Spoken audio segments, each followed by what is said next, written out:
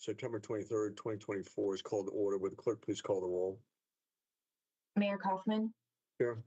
Councilmember Bergen. Here. Councilmember Coombs. Councilmember Gardner. Here. Councilmember Hancock. Here. Councilmember Drinsky. Here. Councilmember Lawson. Here. Councilmember Medina. Here. Councilmember Mario.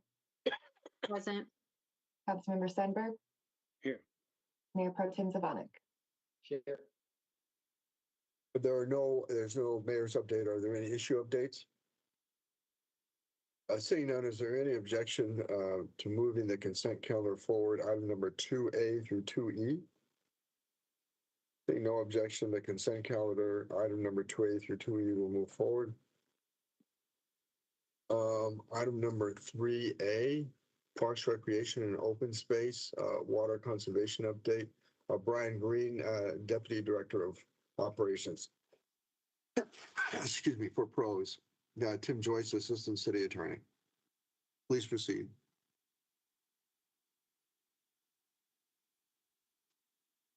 Thank you, Mayor, and thank you, Council, for having me. This is Brian Green, Deputy Director of Operations for Parks, Recreation, and Open Space. And I'll be presenting today on our 2024 turf conversions. Does everybody hear me okay? Yes. Thank you, sir. So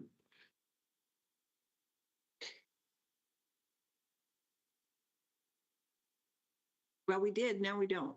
gotcha. Here we go. Thank you. So an outline of my presentation is one of the first questions we get asked is why we convert turf grass. I want to provide some information on prairie grass biology. Why are we using native grasses? It takes 2 to 3 years to establish. What does that look like? Share some facts on Tahoma 31 Bermuda grass, some facts about our pros conversions, describe our 2024 communication plan, the process for selecting the project sites, what those sites are with details and continued care demands that we'll see going forward. So first of all, why are we converting turf grass in the city of Aurora? We have a city ordinance 2022-46 that governs the use of turf and pledges us to reduce non-functional turf. The city of Aurora is also a signatory on the Colorado River Basin MOU, which is a water MOU that pledges a 30% reduction of non-functional turf. The Colorado Senate Bill 2024-005 was passed this year and signed into law by the mayor that prohibits non-functional turf, artificial turf, and invasive plants in landscapes. Reduction of non-functional turf is part of the overall City of Aurora water plan, and it's very beneficial for our annual budget for water as well, our general fund budget for water. This table was taken from the Aurora Water long-range planning documents that describe non-functional turf ban, that we need a 25% reduction in water use by future homes, and that there should be no water for future turf in golf courses or medians. A slide about our annual water budget in pros. We have a line item in the general fund of $3.7 million for water of turf grass throughout the city. We have over 103 parks and open space sites that use irrigation for turf grass. One of the focuses this year is Olympic Park, where we lost the connection to a raw water source of water, so we're having to use potable water there. And just the conversions to Bermuda grass and native grass in that park have the potential to net over $70,000 in savings annually as we go forward. Bottom line is we can't afford not to convert some of our turf grass to water-wise landscaping. So quick background on prairie grasses. They're incredibly durable. They have huge root systems. They evolved here in the West and are naturally drought tolerant. We use a diverse seed mix that builds in some sustainability in these systems, where turf grasses, what we traditionally see as turf grasses, evolved under vastly different climate conditions than native prairie grasses. This picture shows an example of ideal turf grass roots. So these are the grasses that we're replacing. And to get 3 to 6 inch ideal roots For turf grass, we have to aerate them several times a year. We fertilize 3 times a year. We mow every 5 to 11 days. We have to provide up to 30 to 50 inches of water per year, depending on the precipitation year. We treat that turf grass for pests, mites, grubs, fungi, and we have to spray for weeds. Native grass roots, on the other hand, can be 30 to 80 inches in depth. And to get those, all we have to do is prepare a seed bed, plant the mix, irrigate possibly for a year to establish, and then rarely, if ever, do we have to mow it, and we spot treat for noxious weeds. And the benefits we receive from those 30 to 80-inch depth roots are they prevent erosion, they sequester carbon, prevent invasion by noxious weeds, they store water like a big giant sponge in the soil, and they're sustainable on as little as 12 inches of precipitation annually. These grasses promote infiltration of precipitation, prevent it from running off and creating issues for our stormwater system. So we've been talking a lot about native grass roots, and that's because that's the part that's important to us in the sustainability of these systems. The above ground portion provides like a solar panel that creates the energy to really perform the work underground that the roots provide. When we cut that off really short, those roots stop growing for as long as 15 days while that plant regenerates that solar panel to provide the energy to those roots. If we come in then and mow that off again, we risk those roots dying back to the size to match this more of the top growth. So it's part of some of the questions we get around native grass. So this leads to our 2024 branded campaign that's back to our roots. It's all about water conservation. We want to promote the roots of all these plants and grasses, with them all kind of displayed here. On the far left is an example of turf grass, which is just 3 to 6 inch roots versus these others. So our campaign items kind of look like this. You've probably seen the Back to Our Roots water conservation signs on our project sites. We have a branded campaign that includes an interactive website, messages in the water bills, just the yard signs and banners at the project sites, and lots of social media posts. If you follow our social media, we get 1 or 2 of those a week about our Back to Roots campaign, Back to Our Roots efforts. One of the things we hear a lot about in this messaging is the Bermuda grass, the Tahoma 31 variety specifically, that we're using to convert active used turf grass in certain places to a warm season grass, Bermuda grass, that uses 60% less water. It's pretty tolerant of wear. It's low growing, and that means we don't have to mow it as much. It has very aggressive lateral growth to repair itself in a turf sports turf situation. It does go dormant early and is slower to green up. So we're trying to manage that by using this variety that was developed by OSU for these transitional zone climates where it's not quite as humid as it's normally used to, but we'll still do okay. So some quick facts about our turf conversions. Each acre of turf grass that we convert to native grass saves over 500,000 gallons of water each year. And that is each year into the future as well. The conversions to Bermuda grass save 390,000 gallons per acre. Our target, well, to date, we've converted 65 acres of non-functional turf grass to native grass and Bermuda grass. And our 2024 efforts include 18.7 acres to native grass and 3.6 to Bermuda, for a total of 22.3 acres. Several factors go into how we identify which projects to work on. We consult with our operations group and the Aurora Water as well. We have some specific ones like Olympic Park, where the low-cost water source availability changed, and so now that really motivated us to work on conversions at Olympic Park. We have some areas that were disturbed by construction, and so rather than going back with turf, we're going back with a native grass conversion. We this year are continuing to evaluate Bermuda grass evaluations. We part of soccer skills area. We have Aurora Water properties that were non-functional turf that we're converting to native grass. And then there's some remaining 2023 projects that got started last year and are still working through the process this year.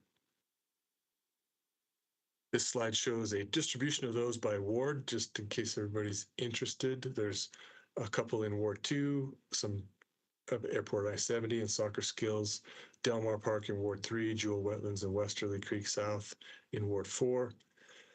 Ward 5 has a big focus on Olympic Park. And then Ward 6, there were some in the Towns Reach area, non-functional areas that are converted.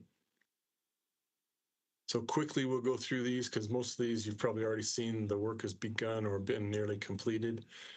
The red area on the diagram is Delmar. This is in Delmar Park up along 6th Avenue, an area that was disturbed by Aurora Water Construction Project. And those 1.82 acres are converted to native now. We have, focusing on Olympic Park, all the pink area are the 8.8 acres of turf grass being converted to native in the non-functional areas around the ball fields and in the kind of street adjacent areas. So much of this area is not playable, and this conversion will save 4.4 million gallons per year. In the middle of that, where soccer fields are laid out, is one of the largest Bermuda grass conversions that we've done to date. This conversion of bluegrass to Bermuda grass will save another 1 million gallons of water per year, 2.6 acres Bermuda. These pictures show the process when it was in progress about a month ago. So we went from turf grass that was killed and scraped off to then, bluegrass turf grass to then being replaced with Bermuda grass sod. The other area that's being converted to Bermuda grass is the first field at Soccer Skills area close to Hampton Avenue. And this will allow us a side-by-side comparison with the bluegrass turf fields to the north so that we can evaluate how well this is working. It's about 0.9 acres of Bermuda grass, and it kind of looked like that in the middle of the progress. Quite a dramatic change or process to go through to convert these, but it's important with the amount of water that we're going to save.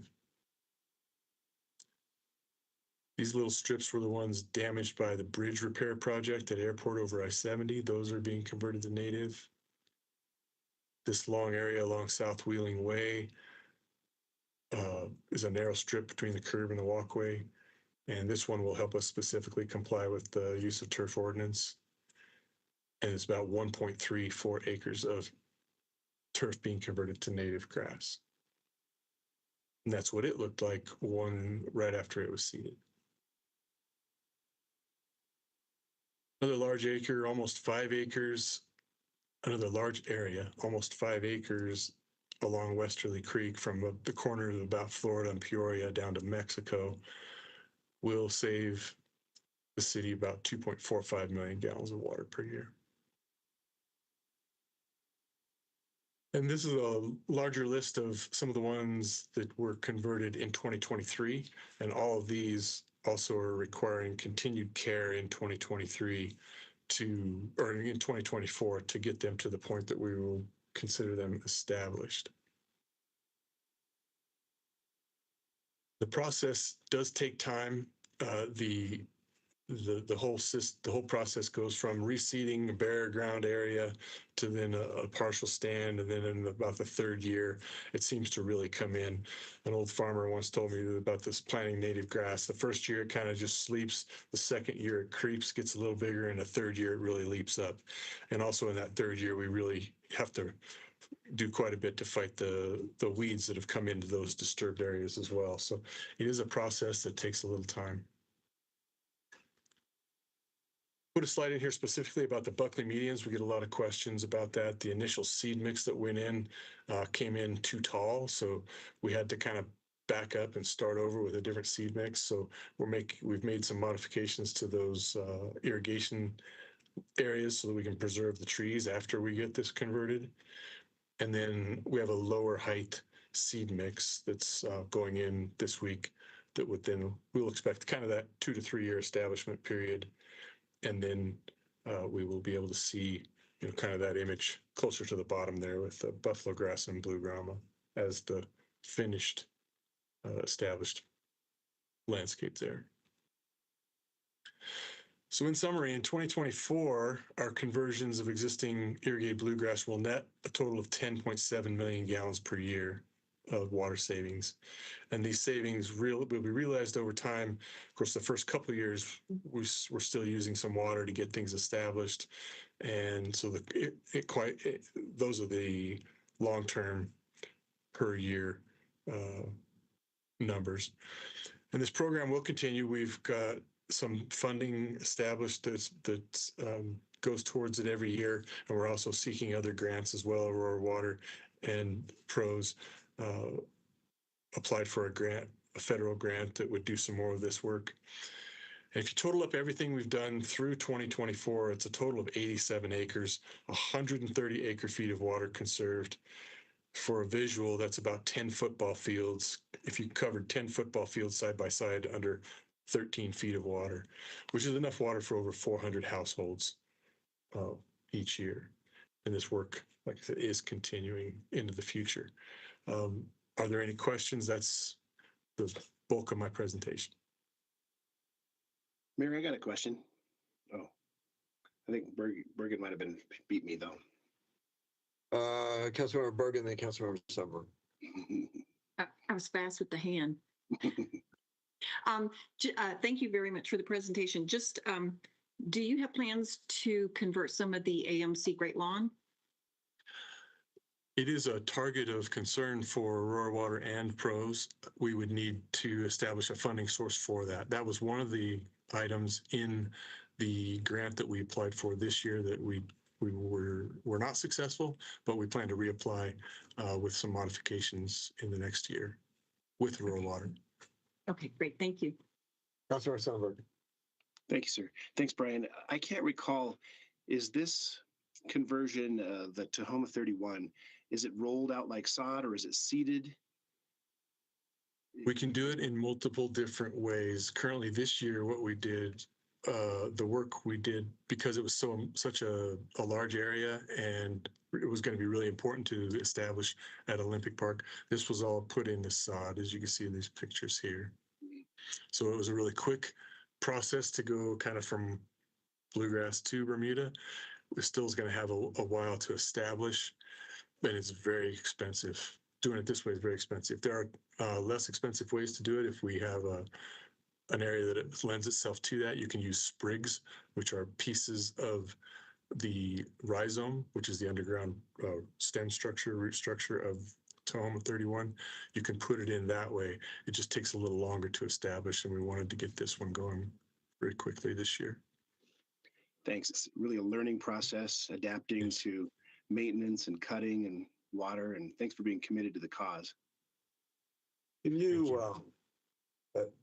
tell me about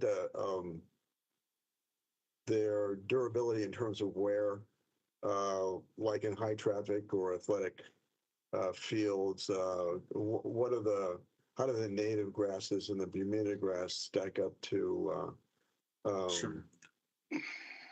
Kentucky bluegrass? So Kentucky bluegrass is the absolute best at dealing with wear from like a sports turf standpoint. So we're not really looking to convert areas that we have really high program play, like Aurora Sports Park, for example, or the ball fields at Olympic. We have converted a couple of the ball fields like at Highline and Park Lane as kind of an experiment to see how they hold up to that wear of sports programming. They in our area, they go dormant a little early, so they lend themselves to where we have short seasons. If we have short season sports, they may work well.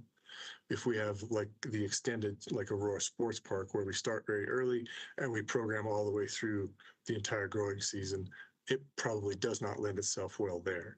The native grasses will stand like traffic through them, but they're not suitable for sports play. So,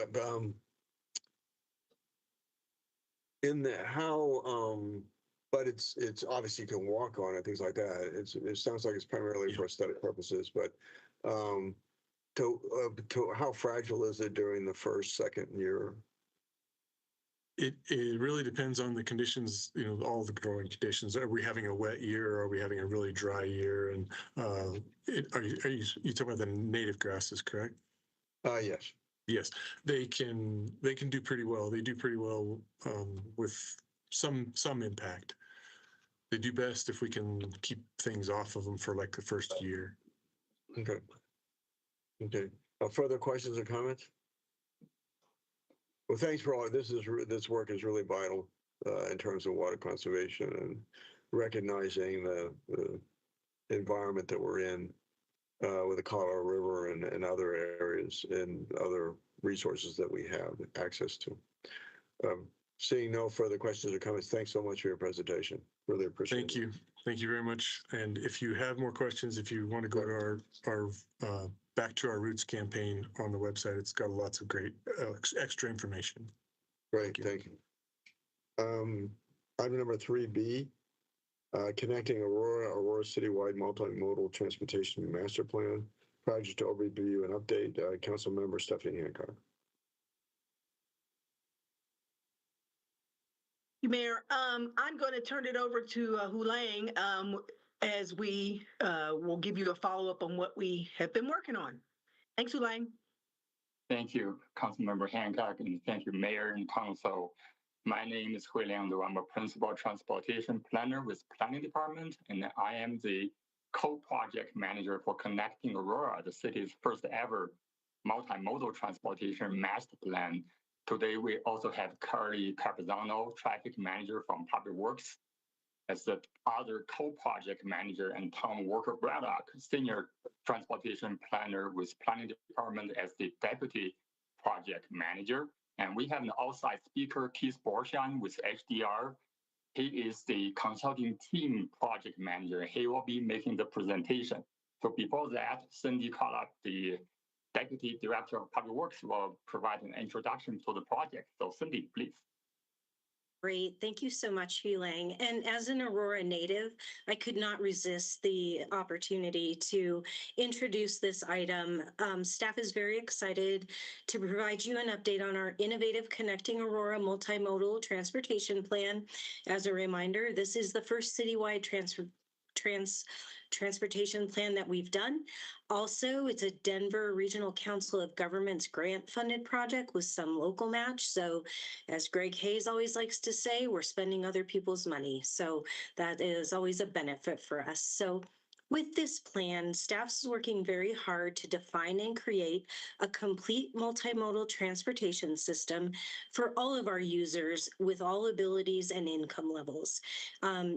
Growing up in the city, I've seen it develop over time. I remember when Hampton Avenue was just a 2-lane road east of Tower, and now it's 6 lanes for all the way to almost Piccadilly. So things are really changing over the last decades. The unique item about this plan is we're going to be able to identify projects and programs for all modes. That will include bike, pedestrian, transit, and vehicular traffic, consistent with the Aurora Places, the city's adoptive comprehensive plan of 2018.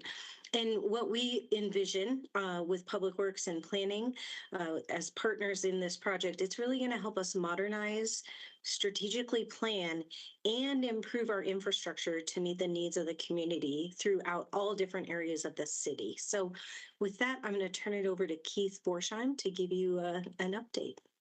Thank you. Thank you, Cindy. Can everybody see my screen? Great. So thank you for that introduction, Cindy. I'm really happy to be here, and thank you, Council, for making the time tonight to hear this important update on Connecting Aurora. I also am a native of Aurora, and as Cindy mentioned, I'm a transportation planner, and I'm with a consulting firm called HDR. So tonight, we will be covering an overview of the project, finding some high-level findings from our assessment of the city's current transportation system, an update on the public engagement efforts to date from the spring and the summer of this year, and the draft transportation vision, mission, and goals. I'll also go over our next steps for the plan. So first, the project overview. This project kicked off in the fall of 2023, and it really began with what we called the discovery phase of the plan. That included creating a project identity, which is the connecting Aurora, connecting people, connecting places. It also included analyzing existing conditions and engaging with the public and stakeholders to understand their needs and gather their input into the future vision. This flow chart describes the overall project process. It's a little bit difficult to read, but I'll walk you through it. So I mentioned the discovery phase, which has now essentially concluded. And now we're currently in what we're calling the synthesize phase of the project.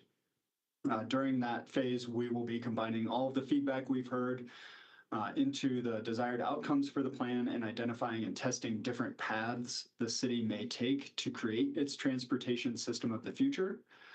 This phase will continue through this fall and part of the winter. After that, we'll develop specific network and project recommendations during the visualize phase, and then policies and programs, as well as an implementation plan next summer. All of that culminating in presentation of a final plan in late 2025. So next, I'd like to give a high-level overview of the key findings from our team's analysis of the transportation system. Much of what you see here won't be a surprise to any of you. You all know the city and the transportation challenges it faces. But without any further delay, let's get into it. On the safety side, safety was really identified as a chief concern. Safety problems are driven by many factors, from driver behavior to street design, and all the way to land use patterns. The major hotspots for the city are centered on the arterial network, which is shown on this, what we call crash heat map, which shows those yellow and red areas at those intersections of our major arterials. Other key mobility challenges include a lack of transportation choice, auto-centric design, and traffic congestion at key locations. We also discovered that people who live in different areas of the city get to work in different ways, but the common theme here is that in every ward, at least 75% of commuters commute by car. As you move to the east, more and more people also have the option of working from home. Demographic trends to look out for include continued growth in the city. We expect many, many more people by the year 2050. Our population is also aging, and we're getting more and more diverse every year. All of those trends will put additional pressure on our system, potentially resulting in even greater traffic congestion. People who walk and bike in Aurora today mostly do so for recreation and exercise, and they often encounter high stress or uncomfortable conditions when they leave their local neighborhoods. This map illustrates in red the arterial network, which are really act as barriers to walking and biking for folks as they try to access adjacent neighborhoods. On the public transportation side, different demographic groups are more likely to use transit. In particular, we note that people who don't have access to a car are 5 times more likely to use public transit. This map on the right also shows that people who live in the western half of the city are generally more likely to use transit for their daily needs. Okay, next I'm going to provide an update on the public engagement efforts. During the spring and summer, we conducted several open houses, attended community events, and also hosted an online public meeting. During the course of that engagement effort, we engaged with thousands of people throughout the city. We heard from a wide cross-section of the city, including people of all ages and from varying backgrounds. The map on the right demonstrates this, showing a pin where respondents to the survey live, work, or visit. On this slide, you can see the many different methods we use to reach people of different backgrounds and who get their news and information through differing sources. Our engagement efforts were widespread throughout the city, as well as through traditional and new media platforms. So what did we hear? Well, many people were engaging on a plan of this kind for the first time ever. Most people we spoke with are pleased that the city is undertaking this effort. And when asked how safe they feel when traveling by the various modes, people somewhat unsurprisingly responded that the car was the safest of the various modes. When we asked them to describe the transportation system they want to see in Aurora, the most frequent responses were safe, efficient, connected, and frequent. On our online interactive comment mapping tool, and from comments that we gathered at those open houses, specific locational comments were received regarding all modes. 3 major hotspots were identified at the Anschutz campus, Aurora Community College, and the area around Parker and I-225. The city team also took the message to the people at various community events throughout the summer. These events were all over the city, and we talked to over 600 people in their neighborhoods throughout this effort. Key issues identified included safety, congestion, the distance needed to go between places, as well as slow and unsafe public transit. So we're currently designing the second major round of engagement to occur later this fall. We're applying the lessons learned from our first round of engagement to reach this diverse community. Okay, so our final update for you tonight concerns the development of the plan's draft vision, mission, and goals. First, an overview of the overall framework. The team spent the late spring and early summer developing a framework similar to the city's ongoing strategic planning framework that has identified citywide vision, mission, and goals. We've done the same for this transportation plan. We've identified a vision or the future state we hope to create through this plan, a mission or the purpose of the plan, as well as the 10 plan goals. We're also developing objectives that will track our progress and the strategies to get us there in later phases of the project. To arrive at this framework, we held conversations with key stakeholders within the city, including as many council members as possible, and we also considered the input from our extensive engagement efforts. We then held a planning charrette, as well as a vision and goals workshop, as well as several other working meetings to develop and refine the vision, mission, and goals. So without further ado, I'd like to present those draft vision, mission, and goals to you. Our transportation vision or desired future for the transportation system in Aurora. Aurora safely connects all people to our places for a healthy, sustainable, and economically strong community. Our mission, or what the city will commit to doing to try to achieve this vision. The city of Aurora will provide a complete transportation system to meet the needs of all people. The city will engage the public in the delivery of plans, programs, policies, standards, and projects. Now, to accompany the mission, the team also identified what we're calling bedrock practices. These are actions that will help the city successfully deliver on the mission. The bedrock practices are a focus on people, engage, collaborate, be inclusive, modernize, innovate, and be context sensitive. Lastly, the plan team did identify these 10 goals to guide and track our project. Our progress. These goals describe an aspirational city that understands where the community wants us to invest and prioritize improvements.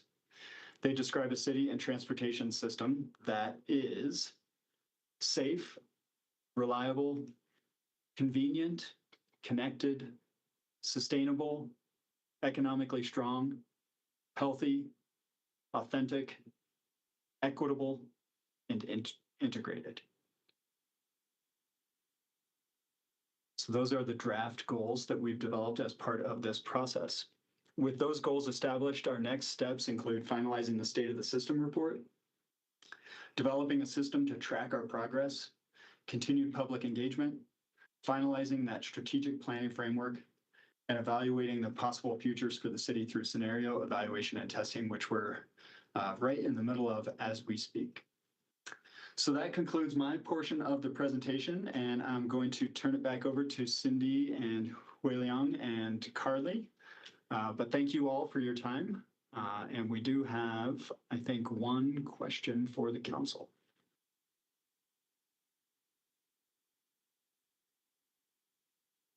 Comments on Mayor. the ask? I'm sorry, Councilmember Bergen.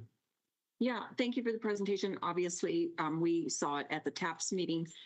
Just my question is, once we develop all these goals and so forth, and whatever projects might be best, is staff then coordinating in terms of our capital improvement budget? Because obviously, you know, we can only do so much with money that we have. So it just, is that being coordinated in terms of like what projects are prioritized and when can they happen next year, 2 years down the road? Mayor Kaufman, Cindy Collip, if I can respond. Thank you. Please. Great question, Councilmember Bergen. And this being the start of this process, we will definitely be developing the project list and then working with you and the community on what the priorities are for the different projects that have been identified. So it will definitely be a partnership, but we will have to establish budget into the future for sure. Thank you. Further questions, comments? Seeing none, is there any objection to moving forward on the question affirmatively? Does City Council support the continued development of connecting Aurora with these overall guiding vision, mission, and goals? Is there any objection to that? Very well, then that's the direction for staff. Thank you. Thank you. Thank you very much.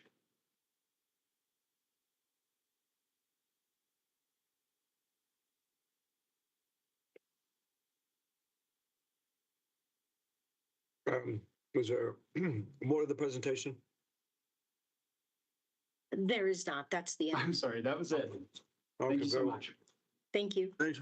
Okay, seeing no further business before the Aurora City Council study session, we will reconvene at 6:30 for the regular meeting.